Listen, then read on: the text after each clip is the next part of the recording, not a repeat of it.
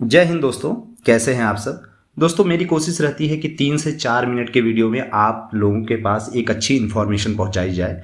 तो दोस्तों आज के वीडियो में हम बात करेंगे कि इजराइल ने हाल में ही दावा किया है कि यमन की तरफ से एरियल स्ट्राइक हुई है। जी हाँ दोस्तों, यमन की तरफ से मिसाइलें दागी गई हैं। यमन के हूती विद्रोहियों ने इजराइल के ऊपर मिसाइल अटैक किया है।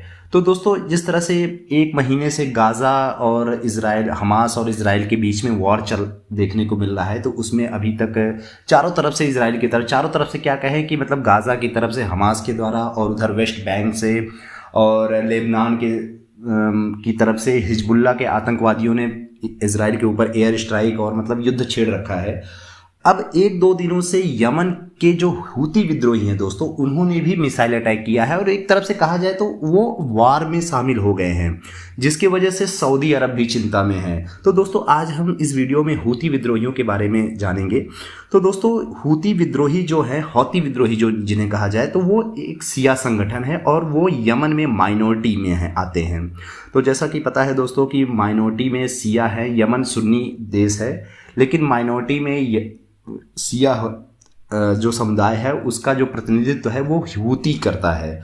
तो दोस्तों 1990 में हुसैन बदरुद्दीन अल हौती ने इस संगठन को तैयार किया था और उस समय सऊदी अरब और यमन के जो हौती विद्रोही थे उनके बीच में कन्फ्लिक्ट चलता था। चूँकि सऊदी अरब जो है दोस्तों वो सुन्नी देश है और यमन में जो शिया विद्रोही थे, चूँकि ये हुसैन बदरुद्दीन अल हौती के नेतृत्व में, इन दोनों के बीच में वॉर चलता था दोस्तों। 2014 में दोस्तों यमन में गृह युद्ध के बाद यमन के ज़्यादातर हिस्सों पर हौती लड़ाकों का कब्जा हो गया दोस्तों। और हौती विद्रोही क्योंकि शिया हैं और ईरान भी एक शिया बाहुल्य देश है, तो ईरान हमेशा से ही हौती विद्रोहियों को सपोर्ट करता रहा है और हौती विद्रोहियों का सीधी लड़ाई जो है वो सऊदी अरब से होती रही है। कई बार उन्होंने ऑयल टैंक्स के ऊपर, ऑयल इनकी रिफाइनरी के ऊपर हौती विद्रोहियों ने हमला भी किया है और काफ़ी कुछ नुकसान भी पहुंचाया है। यूएन भी इन दोनों के बीच में, हूती विद्रोहियों और सऊदी अरब के बीच में शांति के वार्ता के लिए कई बार प्रयास भी करता रहता है।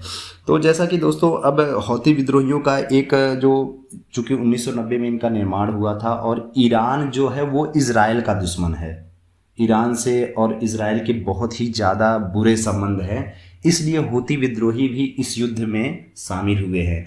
और हूती विद्रोहियों का दोस्तों स्लोगन भी है, स्लोगन ध्यान से सुनिएगा दोस्तों, death to America, death to Israel, curse the Jews and victory to Islam.